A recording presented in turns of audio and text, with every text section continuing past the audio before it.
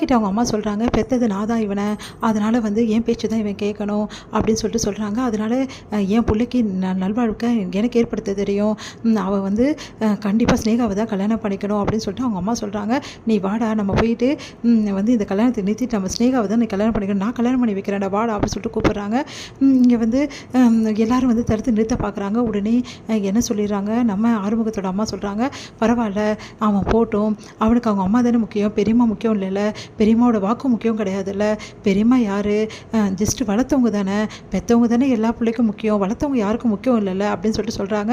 அதை கேட்டு சிவா அப்படி நிற்கிறாரு. என்ன சிவா அப்படின்னோடனே, விடுங்கம்மா கையை அப்படின்னோடனே அதிர்ச்சி அடைகிறாங்க அவங்க அம்மா.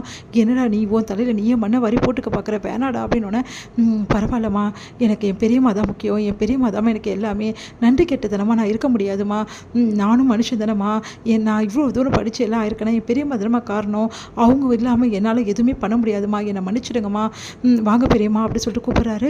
உடனே வந்து வாசிவா அப்படி சொல்லிட்டு போயிட்டு மணவரில் உட்கார வைக்கிறாங்க. அவங்க அம்மா பயங்கரமாக அழுறாங்க. அவங்களால தாங்கிக்கவே முடியல, என் பிள்ளை வாழ்க்கை இப்படி கெடுக்கிறாங்களே அப்படின்னு சொல்லிட்டு அழுதுட்ருக்காங்க. இங்கே வந்து மணவரில் வந்து உட்காடுறாங்க. சித்துவை பார்த்துட்டு அப்படியே பார்த்து முறைச்சி பார்க்குறாரு சிவா. பழி வாங்கிட்டல, நீ நினச்ச காரியத்தை நடத்திட்டல, இதுக்கப்புறம் தாண்டி இருக்கு உனக்கு அப்படின்னு சொல்லிட்டு மனசுலேயே அப்படி பார்க்குறாரு.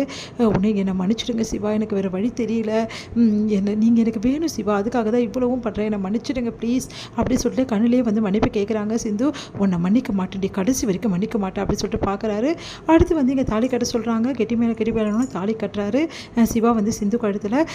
சிந்துக்கு சந்தோஷம் தாங்க முடியல, அப்படியே கண்ணிலேருந்து தண்ணியாக ஊற்றுது, அப்படியே வந்து கண்ணில் வந்து தண்ணியாக அப்படியே கொட்டுறாங்க. அப்படியே வந்து பார்த்துட்டே இருக்காங்க. அடுத்து வந்து சரி கல்யாணம் முடிஞ்சிச்சு வாங்க அப்படின்னு சொல்லிட்டு எல்லாருக்கிட்டே ஆசீர்வாதம் வாங்க சொல்லிட்டு ஆசீர்வாதத்தை மற்ற ஃபார்மாலிட்டிஸ் எல்லாமே முடிக்கிறாங்க. உடனே வந்து என்ன பண்ணுறாரு, சிந்துவோட அப்பா போயிட்டு அப்படியே ஆறுமுகத்தோட அம்மா கையை வந்து பிடிக்கிறாரு. தங்கச்சிம்மா ஒன்றை மாதிரி வந்து ஒரு ஆளை நான் பார்த்ததே இல்லைம்மா, என் பொண்ணு வாழ்க்கையை காப்பாற்றிடுமா, காலில் விழுந்தா கூட தப்பு இல்லைம்மா அப்படின்றாரு.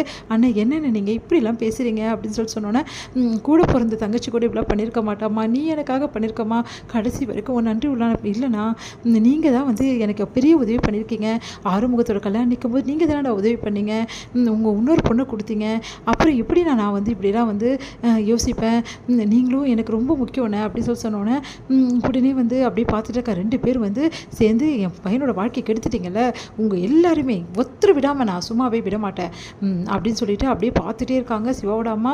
அடுத்து வந்து எல்லாருமே வந்து என்ன பண்ணாங்க, ஃபார்மாலிட்டிஸ்லாம் முடிக்கணும்னு சொல்லிட்டு போயிட்டு இருக்காங்க. ஸ்னேகா வந்து இப்படி பண்ணிட்டே சிவா அப்படின்னு சொல்லிட்டு அழறாங்க. ஸ்னேகா இங்கேருந்து நீ முதல்ல கிளம்பு அப்படின்றாரு. அதை பார்த்துட்டு அப்படியே அழுதுகிட்டே அங்கேருந்து போகிறாங்க ஸ்னேகா. இங்கே வந்து என்ன பண்ணுறாங்க, எல்லா ஃபார்மாலிட்டிஸும் முடிக்கணும் அப்படின்னு சொல்லிட்டு எல்லாமே ஒரு சடங்காக வந்து பண்ணிகிட்ருக்காங்க. அடுத்து வந்து இங்கே சிவா வந்து பொட்டு வைக்க சொல்கிறாங்க, பொட்டு வைக்கிறாரு. அதுக்கப்புறம் மெட்டி போட சொல்கிறாங்க. அடுத்து எல்லா வேலையும் முடிச்சுட்டு அதுக்கப்புறம் வந்து ஒருத்தர் ஆசீர்வாதம் வாங்கிட்டு வீட்டுக்கு கிளம்புறாங்க. இங்கே வந்து ஆரத்தி எடுக்கும்போது கரெக்டாக ஆரத்தி தட்டி விட்டுறாங்க சிவாவோட அம்மா. இவளுக்கு ஒரு ஆரத்தி ஒரு கேடா, இவெல்லாம் ஒரு ஆள், இவளை மருமகளாக உள்ள வேற கூப்பிடணுமா அப்படின்றாங்க. நீ அமைதியாக இருக்க மாட்டியா, நான் நடத்தி வச்ச கல்யாணம் இது, அந்த கல்யாணத்துக்கு கொடுக்குற மதிப்பு இவ்வளோ தானா அப்படின்னு சொல்லிட்டு என்ன பண்ணுற சிவாவோட பெரியம்மா வந்து திட்டுறாங்க. அடுத்து வந்து உள்ளே வந்து விளக்கேற்ற சொல்கிறாங்க. 2 மருமகளும் விளக்கேற்றுங்கன்னு சொல்லிட்டு விளக்கேற்றுறாங்க. அடுத்து வந்து ஃபஸ்ட் நைட்டுக்கு எல்லா ஏற்பாடும் பண்ணி வச்சுருக்காங்க. அப்போ வந்து சிவா வந்து ரூமில் உட்காந்துருக்காரு, ரொம்ப டென்ஷனோடு உட்காந்துருக்காரு. அங்கே வராங்க நம்ம சிந்துவை பார்த்துட்டு செம்ம டென்ஷனாக அப்படியே முறைச்சி பார்க்குறாரு. அப்படி பார்க்காதீங்க, என்னை மன்னிச்சிடுங்க சிவா, நான் செஞ்சதெல்லாம் தப்பு தான், ஆனால் உங்கள் மேலே நான் உயிரே வச்சுருக்கேன் சிவா, அதுக்காக தான் இப்படிலாம் பண்ணேன் சிவா அப்படின்னா, வாயை மூடு, நீ எல்லாம் பேசாத, நீ எல்லாம் ஒரு பொண்ணாச்சா, உன்னை பார்த்தாலே எனக்கு எரிச்சலாக வருது, ஒன்றை மாதிரி ஒரு பொண்ணை நான் பார்த்ததே இல்லை, யாராக இருந்தாலும் கடவுளுக்காவது பயப்படுவாங்க, நீ கடவுளுக்கும் பயப்படல, உன்னை பெற்ற தாய் தகப்பனும் பயப்படல, யாருக்குமே பயப்படல, எதையுமே பயப்படாமல் நான் வேணும்னு சொல்லிட்டு இவ்வளோ தூரம் பண்ணல, ஆனால் கடைசி வரைக்கும் உனக்கு நான் கிடைக்கவே மாட்டேன், என்ன நினச்சிட்டு இருக்க, உன் கழுத்தில் நான் தாலி கட்டினா உன்னோட புருஷன் நினச்சிட்டு இருக்கியா, கடைசி வரைக்கும் உனக்கும் எனக்கு எந்த சம்மந்தமும் கிடையாது, நீ எக்காரணம் கூட என் பொண்டாட்டி ஆகவே முடியாது, அந்த கனவை வளர்த்துக்காது அப்படின்னு அதிர்ச்சி அடைகிறாங்க. தாங்கிக்கவே முடியல சிந்துவா. சிவா அப்படி சொல்லாதீங்க சிவா அப்படின்னு, அப்படி சொல்லாதீங்களா, உனக்கு நான் இதுக்கு கொடுக்குற தண்டனைடி, நீ கடைசி வரைக்கும் வந்து இப்படியே தான் இருப்ப, சிந்துவாக தான் இருப்ப, என்னோட பொண்டாட்டி ஆகவே முடியாது அப்படின்றாரு. அதிர்ச்சி அடைகிறாங்க.